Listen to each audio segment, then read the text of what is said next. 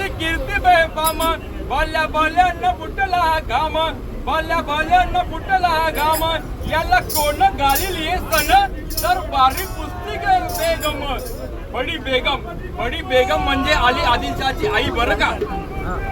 नजरेत तिच्या अंगार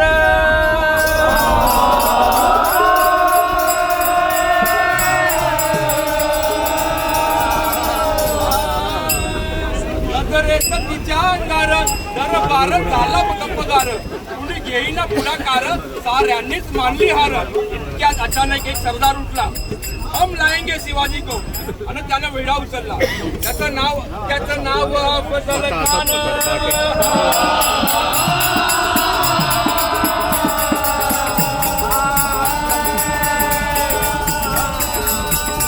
त्याचं नाव अफजल खान. जिंकता धरून काही चाल आलं बोलला छाती ठोकून जीव बाला टाकतो चिरडून.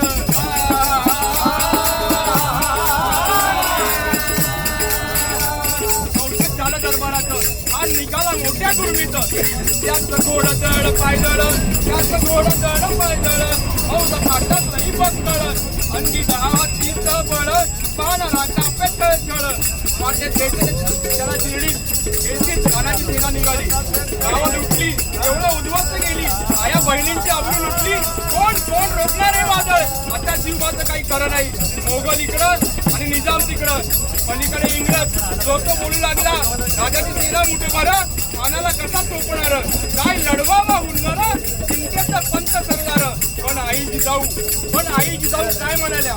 युवा केवळ आमचा पुत्र नाही तर अवघ्या मराठी जनांचा स्वाभिमान आहे.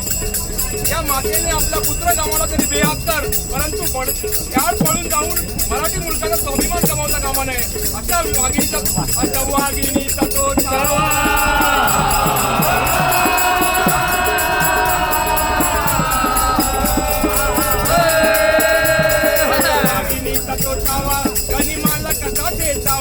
डोक्याचा गनिमी कावा भेटीचा धाडला सांगावा.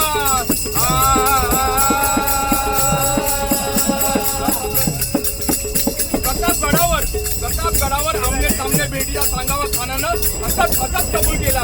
दिवस ठरला आणि ठरल्याप्रमाणे प्रतापगडाच्या पायथ्याची खान द्यायला तयार झाला. प्रतापगडच्या पायथ्याची खान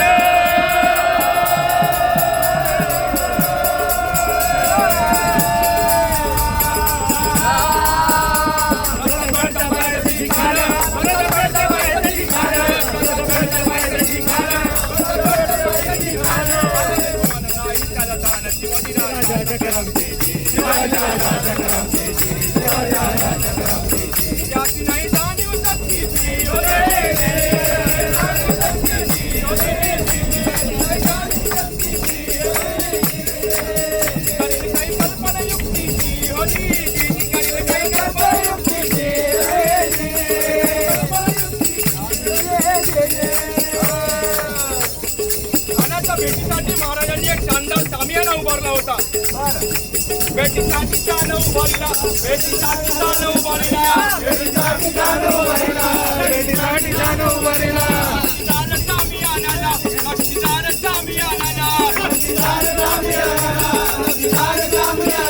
आणि आता या सामियान्यात खानदौलत आला.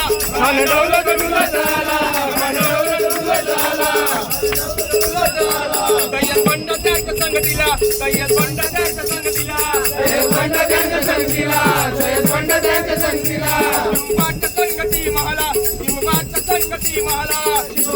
संगती महाला